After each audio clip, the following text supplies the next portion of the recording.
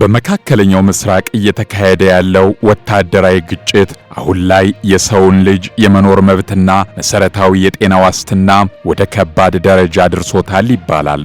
ላለፉት ዓመታት ሲገነባ የቆየው የዓለም አቀፍ የሰብአዊ እርዳታ መዋቅር በገንዘብ እጥረት፣ በፖለቲካዊ ሽኩቻና መሬት ላይ ባሉ ወታደራዊ እንቅፋቶች ሳቢያ ሊሸከመው ከሚችለው በላይ የሆነ ጫና ወድቆበታል የሚሉ ተንታኞችም በርካቶች ናቸው። የካውንስል ኦን ፎሪን ሪሌሽንስ እና የተባበሩት ሀገራት ያወጡት የቅርብ ጊዜ መረጃዎች እንደሚያመላክቱት ይህ ጦርነት የረድኤት ድርጅቶችን አቅም ያዳከመና በታሪክ ታይቶ የማይታወቅ ብለውታል።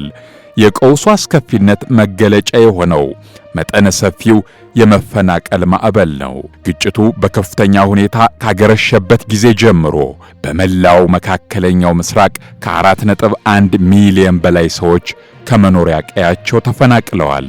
በተለይም በሊባኖስ ውስጥ የታየው ሁኔታ እጅግ አሳሳቢ መሆኑን የገለጹት የእስራኤል መከላከያ ሰራዊት የሚሰጣቸውን አካባቢውን ለቃችሁ ውጡ ትዕዛዞችን ተከትሎ በአጭር ቀናት ውስጥ ከ800 ሺህ በላይ ሰዎች ቤት ንብረታቸውን ጥለው ለመሰደድ ተገደዋል። ይህ አሃዝ በራሱ ለአንድ ሀገር ብቻ ሳይሆን ለዓለም አቀፉ ማህበረሰብም ቢሆን እጅግ ከባድ ሸክም ስለመሆኑም ነው መረጃዎች የሚያሳዩት። እነዚህ በሚሊዮኖች የሚቆጠሩ ተፈናቃዮች መጠለያና ምግብ ብቻ ሳይሆን አሁን ላይ የዓለም ጤና ድርጅት እንዳሳሰበው እጅግ አስቸኳይ የሆነ የሕክምና ድጋፍን ይሻሉ።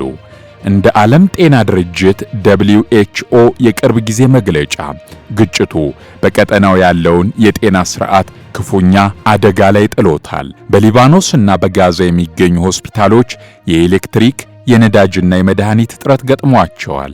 የሕክምና ባለሙያዎች በከፍተኛ ድካምና በደህንነት ስጋት ውስጥ ሆነው ለተጎጂዎች ሕይወት እየታገሉ ቢሆንም የቆሰሉ ሰዎች ቁጥርና የተፈናቃዮች የጤና ፍላጎት ከሆስፒታሎቹ አቅም በላይ ሆኗል።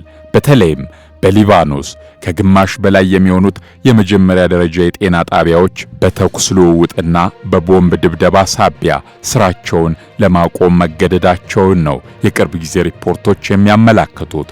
ይህ ደግሞ እንደ ስኳር፣ ደም ግፊትና የልብ ህመም ያሉ ስር የሰደዱ በሽታዎች ያለባቸው ታካሚዎች መድኃኒትና ክትትል እንዳያገኙ በማድረግ ለሞት ይዳርጋቸዋል። የዓለም አቀፍ የሰብአዊ እርዳታ ሥርዓት አሁን ላይ ከባድ ችግር ሲጋረጥበት በዋናነት በገንዘብ እጥረትና በትኩረት ድጋፍ የሚያደርጉ አካላት ትኩረት አለመስጠት ፈተና ሆነውበታል። ለጋሽ አገራት ትኩረታቸውን ወደ ወታደራዊ በጀትና ወደ ጂኦፖለቲካዊ ሽኩቻዎች በማዞራቸው ለሰብአዊ ተግባራትና ለጤና አገልግሎት የሚመደበው ሀብት በከፍተኛ ሁኔታ እንዲቀንስ አድርገዋል። እንደ ዓለም አቀፍ የምግብ ፕሮግራምና የዓለም ጤና ድርጅት ያሉ ተቋማት ካላቸው አነስተኛ አቅም ውስጥ ቅድሚያ ለማን እንስጥ በሚል አጣብቂኝ ውስጥ ስለመውደቃቸው ነው ተንታኞች የሚያነሱት። በጋዛ ያለው ረሃብና የፖሊዮ በሽታ ስጋት ሳይቆም አሁን ደግሞ በሊባኖስና በክልሉ የተከሰተው አዲስ የጤና ቀውስ የረድኤት ድርጅቶችን አቅም እየፈተነ ይገኛል። ከገንዘብ እጥረቱ ባለፈም በጦርነት ቀጠናዎች ውስጥ ያለው የሕግ የበላይነት መጥፋት ሌላው ትልቁ ስጋት ነው። የረድኤት ሠራተኞች፣ አምቡላንሶችና የሕክምና ተቋማት በዓለም አቀፍ የሰብአዊ መብት ሕግ ጥበቃ ሊደረግላቸው የሚገቡ ቢሆኑም በተደጋጋሚ ለጥቃት መጋለጣቸው ሥራውን እጅግ አዳጋች አድርጎታል። ይህ ሁኔታ የጤና ባለሙያዎች ከአካባቢው እንዲሸሹና የሕክምና አቅርቦቶች ለተቸገሩት እንዳይደርሱ ማገዱን ነው የሚገለጸው። የነዳጅና የመሠረታዊ ሸቀጦች ዋጋ መጨመርም የእርዳታ አቅርቦት ወጪን እጅግ አንሮታል።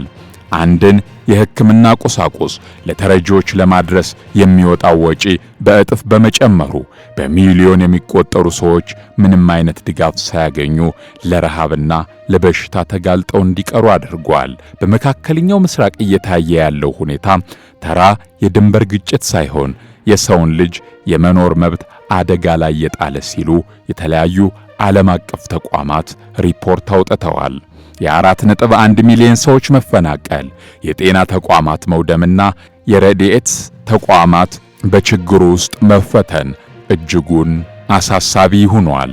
ይህ ጦርነት በአስቸኳይ ካልቆመና የጤና ተቋማት ጥበቃ ካልተደረገላቸው የጤና ስርዓት መዛባትና የበሽታ ወረርሽኝ ከጦርነቱ ጥይት በላይ የሰው ሕይወት የሚቀጥፍ ይሆናል ሲል የዓለም ጤና ድርጅትም ሪፖርት አውጥቷል።